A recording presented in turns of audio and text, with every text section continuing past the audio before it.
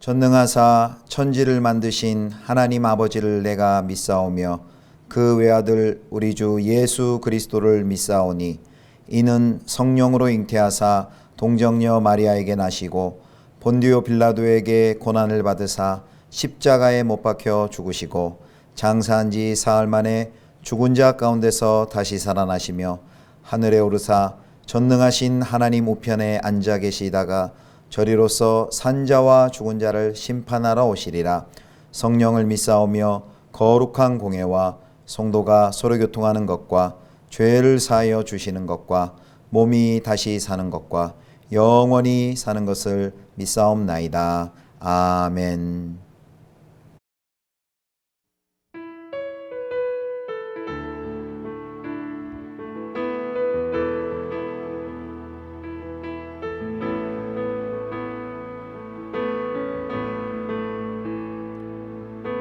빛나는 왕의 왕 영광의 주님 온 땅 기뻐하라 온 땅 기뻐하라 광채의 옷 입고 어두운 물리쳐 저 원수는 떠내 저 원수는 떠내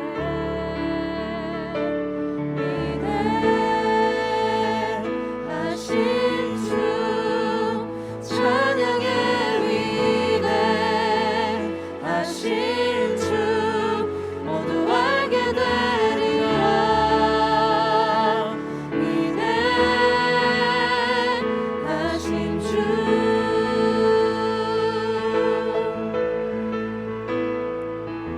영원한 주의 주 시간의 주관자 알파와 오메가 알파와 오메가 삼위의 하나님 아바 성령 예수 사자와 어린 양 사자와 어린 양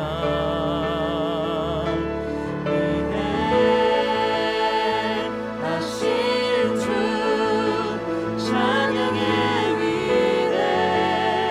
위대하신 주 모두 알게 되리라 위대하신 주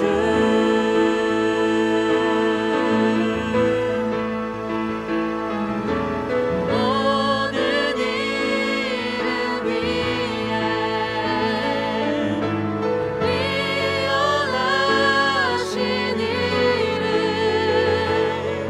난 찬양해 위대하신 주 모든 일을 위해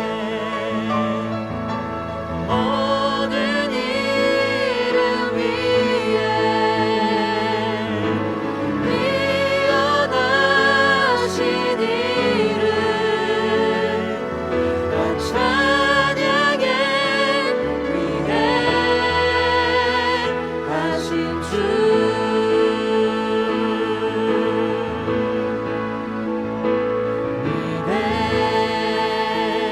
위대하신 주 찬양의 위대하신 주 모두 알게 되리라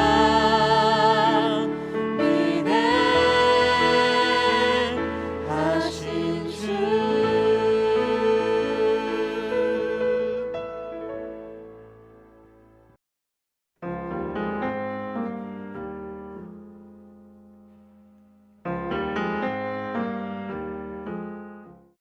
나 여호와가 말하노니 너희 우상들은 소송하라.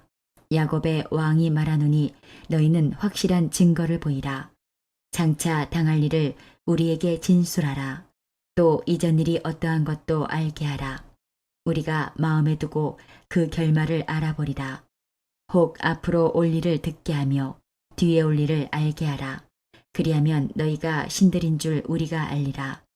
또 복을 내리든지 재난을 내리든지 하라. 우리가 함께 보고 놀라리라. 보라, 너희는 아무것도 아니며 너희 일은 허망하며 너희를 택한 자는 가증하니라. 내가 한 사람을 일으켜 북방에서 오게 하며 내 이름을 부르는 자를 해돋는 곳에서 오게 하였나니 그가 이르러 고관들을 석회같이 토기장이가 진흙을 밟음같이 하리니 누가 처음부터 이 일을 알게 하여 우리가 알았느냐? 누가 이전부터 알게 하여 우리가 옳다고 말하게 하였느냐? 알게 하는 자도 없고 들려주는 자도 없고 너희 말을 듣는 자도 없도다. 내가 비로소 시온에게 너희는 이제 그들을 보라 하였노라. 내가 기쁜 소식을 전할 자를 예루살렘에 주리라. 내가 본즉 한 사람도 없으며 내가 물어도 그들 가운데에 한 말도 대답할 조언자가 없도다. 보라, 그들은 다 헛되며 그들의 행사는 허무하며 그들이 부어 만든 우상들은 바람이요 공허한 것뿐이니라. 성도 여러분 평안하셨습니까? 오늘도 주 안에서 하나님과 동행하는 복된 하루가 되길 바랍니다. 오늘 설교의 제목은 역사의 참 주인이신 하나님입니다. 매일 성경 이사야 41장 21절에서 29절 본문을 보도록 하겠습니다. 인간은 끊임없이 우상 찾기를 반복합니다. 팀 켈러 목사님이 쓴 내가 만든 시인에서 보면 현대인들에게 거짓 신들의 역할을 하고 있는 평생 소원, 또 돈, 성공, 사랑, 그리고 문화와 종교 등에 관한 우상의 정체를 밝혀놓고 있죠. 왜 현대인들이 그렇게 많은 우상들을 섬깁니까? 하나님으로 만족하지 못하고 그리고 깊은 불안감 때문에 그랬습니다. 왜 사람들이 점을 보고 또 오늘의 운세를 보고 사주를 봅니까? 깊은 마음 속에 불안함 때문이죠. 오늘 본문을 보면 하나님께서 민족들, 바벨론의 우상들을 소환하여서 그들에게 논쟁을 제기하십니다. 그래서 그들이 얼마나 우상이 헛된 것인지를 드러내십니다. 오늘 본문은 두 단락으로 구분할 수 있는데요. 먼저 41장 21절에서 24절까지는 우상을 고발하시는 여호와 하나님에 대해서 나오고, 그 다음에 25절부터 29절에는 참신이신 하나님을 증거하십니다. 먼저 21절 말씀을 보겠습니다. 나 여호와가 말하노니 너희 우상들은 소송하라. 야곱의 왕이 말하노니 너희는 확실한 증거를 보이라. 하나님께서 고발인과 재판관이 되어서 또 너희는 피고인이 됩니다. 여기 너희가 누구인가는 이제 뒤에 23절에 가시면 너희가 신들인 줄 알리라 라는 표현에서 우상들로 이제 곧 밝혀집니다. 21절에 보면 하나님께서 자신을 야곱의 왕이라고 표현합니다. 구약에서 여호와 하나님을 야곱의 왕이라고 표현한 부분은 이 대목이 유일합니다. 야곱은 이스라엘의 이름이죠. 친밀한 이스라엘과의 그 친밀함을 보여주는 이름입니다. 하나님께서는 민족들에 의해 짓밟히고 버러지같이 밟혀버린 그런 신세가 된 야곱을 야곱의 왕으로 찾아오십니다. 그리고 민족들의 왕들인 우상을 고발하시고 그들의 실체를 폭로하십니다. 소송의 안건은 피고인의 정체에 관한 것입니다. 우상들의 정체를 이제 드러냅니다. 그래서 민족들이 바벨론의 민족들이 숭배하는 신들에게 그들의 가짜 신임을 입증하는 두 가지를 진짜 신임을 입증한 증거를 두 가지를 요구를 하십니다. 22절을 보겠습니다. 장차 당할 일을 우리에게 진술하라. 또 이전 일이 어떠한 것도 알게 하라. 우리가 마음에 두고 그 결말을 알아보리라. 혹 앞으로 올 일을 듣게 하며. 두 가지를 이야기하는데요. 첫 번째는 장차 당할 일을 우리에게 진술하라 라고 말합니다. 여기 우리에게라고 하는 말은 여기 우리의 야곱도 재판에 참여하게 됩니다. 그래서 우상 논쟁이 우상 숭배 위험에 처한 바벨론 유배민들에게도 주는 말씀임을 시사해 줍니다. 여기 보면 장차 당할 일을 우리에게 진술하라 라는 것은 미래에 대해서 한번 예견해 봐라 라는 뜻입니다. 그리고 또 뒤에 이전 일이 어떠한 것도 알게 하라 라는 것은 자신들이 결정하고 그리고 선포한 대로 과연 역사가 진행되었다면 한번 말해 보아라 라는 것입니다. 자, 이 두 가지, 그러니까 과거에 대해서 과거에 진술한 것이 그대로 현재에 이루어진 것이 있으면 말해봐라. 그리고 미래에 대해서 예견해보라 라고 말합니다. 그런데 이 두 가지 중에 우상은 아무것도 증거를 제출하지 못합니다. 그러자 하나님께서 다시 한번 증거를 제출할 기회를 한 번 더 주시는데요. 그것이 바로 23절 말씀입니다. 23절 뒤에 올 일을 알게 하라. 그리하면 너희가 신들인 줄 우리가 알리라. 또 복을 내리든지 재난을 내리든지 하라. 우리가 함께 보고 놀라리라. 여기 우리가 함께 보고 놀라리라 라고 했는데 이것은 풍자적인 표현입니다. 우리가 한번 깜짝 놀라고 싶으니 능력이 있으면 한번 복을 내리든지 재앙을 내려보아라 라고 말하는 것이죠. 미래에 대해서 예견을 하지 못하고 과거에 대해서 입증을 하지 못한다면 복을 내리든지 재난을 내리든지 한번 할 수 있으면 해보라 라고 말을 합니다. 우상들이 그것을 하지를 못합니다.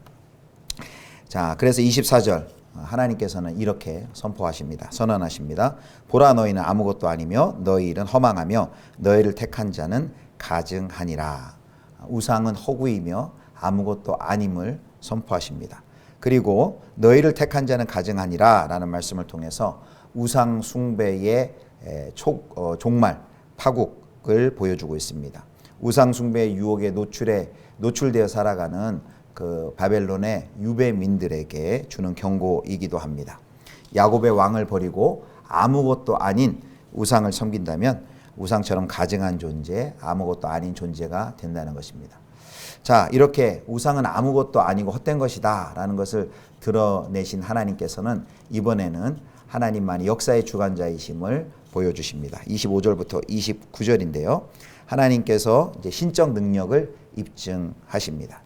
25절입니다. 25절 말씀. 내가 한 사람을 일으켜 북방에서 오게 하며 내 이름을 부르는 자를 해돋는 곳에서 오게 하였나니 그가 이르러 고관들을 석회같이 토기장이가 진흙을 밟음같이 하리니.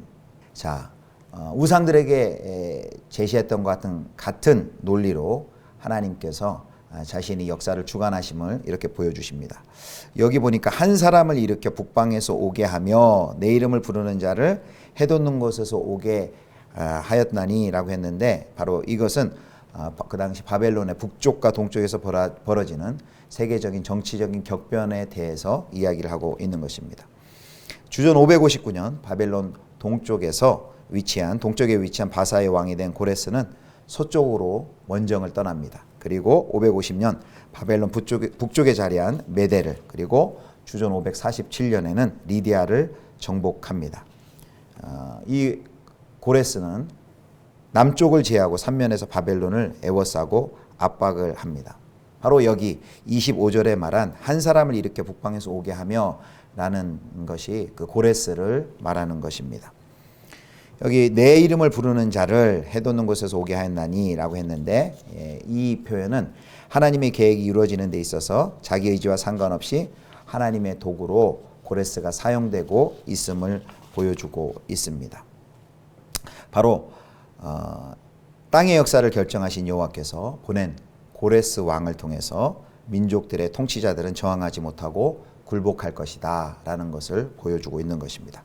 그리고 26절 말씀입니다. 누가 처음부터 이 일을 알게 하여 우리가 알았느냐? 누가 이전부터 알게 하여 우리가 옳다고 말하게 하였느냐? 알게 하는 자도 없고 들려주는 자도 없고 너희 말을 듣는 자도 없도다. 우상들 가운데 누가 고레스 왕의 등장을 미리 선포하고 미리 예견했는가? 누가 그에게 승리를 약속해 주었는가 묻습니다. 바벨론의 신들 가운데 그 아무도 고레스 왕의 승리를 예견하지 못했습니다. 우상들은 미래에 대해서 침묵하였을 뿐입니다. 27절입니다. 내가 비로소 시온에게 너희는 이제 그들을 보라 하였노라. 내가 기쁜 소식을 전할 자를 예루살렘에 주리라. 여호와께서는 처음으로 고레스의 등장과 승리를 예언하여서 당신의 백성들에게 알려주셨습니다. 여기 이제 그들을 보라 했는데 여기 그들은 사실 누구인지 명확하지가 않습니다. 시온으로 귀환하는 유배민이라고 생각할 수도 있지만 문맥으로 보면 고레스의 군대를 더 지지하는 듯 보입니다. 그리고 뒤에 기쁜 소식을 전하는 자는 바로 예언자들을 가리키는 것입니다. 북방의 고레스를 당신의 종으로 부려서 바벨론을 심판하심으로써 자신이 참신으로서 역사를 주관하신다는 것을 증명하셨습니다. 오늘 이제 결론입니다. 오늘 말씀을 보면 전반부에서는 민족들의 우상이 얼마나 허구이며 헛된 것임을 말씀하십니다. 그리고 후반부에서는 그에 반해 하나님께서는 역사의 주관자이심을 확인해 주십니다. 우리가 설교 초대에서 살펴봤지만 우상 숭배의 근거에는 안정과 생존을 보장받고자 하는 불안한 마음이 있습니다. 욕망하는 것을 얻으려는 강렬한 욕구가 있습니다. 그래서 신앙은 이 불안과 싸우는 것이라고 할 수 있습니다. 그래서 성경 곳곳에는 그래서 우리에게 두려워 말라라고 말씀하고 계신 것이죠. 그러면서 내가 너희와 함께 합니다 라는 약속을 해주십니다. 인생과 역사의 참 주인을 인정하며 고백하며 살아가야 하는 것이 바로 성도의 삶입니다. 팀켈러의 내가 만든 시인의 두 가지 통찰이 있는데요. 첫 번째는 우상은 없어지지 않는다는 것입니다. 참 하나님으로 대체할 때만이 대체하지 않으면 그 계속 대상만 바뀐다는 것입니다. 그리고 두 번째, 하나님 자리에 하나님을 모실 때 비로소 좋은 것들이, 모든 삶의 좋은 것들이 제 자리를 찾는다는 것입니다. 특별히 두려움이 많은 코로나 속 이 재난의 세상 속을 살아가는 우리들입니다. 하나님이 역사의 주관자이시며 주권자이심을 굳게 믿고 하나님과 함께 두려움을 이기며 사시는 귀한 우리 성도님들 다 되시기를 축복합니다. 기도하시겠습니다. 신실하신 하나님 아버지, 우상은 아무것도 아니고 아무것도 할 수 없고 아무것도 이루어낸 것이 없으되 하나님은 역사를 주관하신 분임을 고백합니다. 우상의 속임수에 속지 않게 도우시고 하나님 아버지만이 우리의 안정과 생존을 보장해 주시는 분임을 굳게 믿도록 우리를 이끌어 주시옵소서. 우리 안에 하나님보다 높아져 있는 우상들을 전복시키고 내려놓기를 원합니다. 하나님이 우리의 왕과 주인이 되어 주옵소서. 오늘도 일상 속에서 하나님을 왕으로 모시고 높이며 사는 하루 되게 하옵소서. 주 예수 그리스도의 이름으로 기도드립니다. 아멘. 주님 가르쳐 주신 기도하겠습니다. 하늘에 계신 우리 아버지여, 이름이 거룩히 여김을 받으시오며 나라의 임하옵시며 뜻이 하늘에서 이룬 것 같이 땅에서도 이루어지이다. 오늘날 우리에게 일용할 양식을 주옵시고 우리가 우리에게 죄 지은 자를 사하여 준 것 같이 우리 죄를 사하여 주옵시고 우리를 시험에 들게 하지 마옵시고 다만 악에서 구하옵소서. 대개 나라와 권세와 영광이 아버지께 영원히 있사옵나이다. 아멘.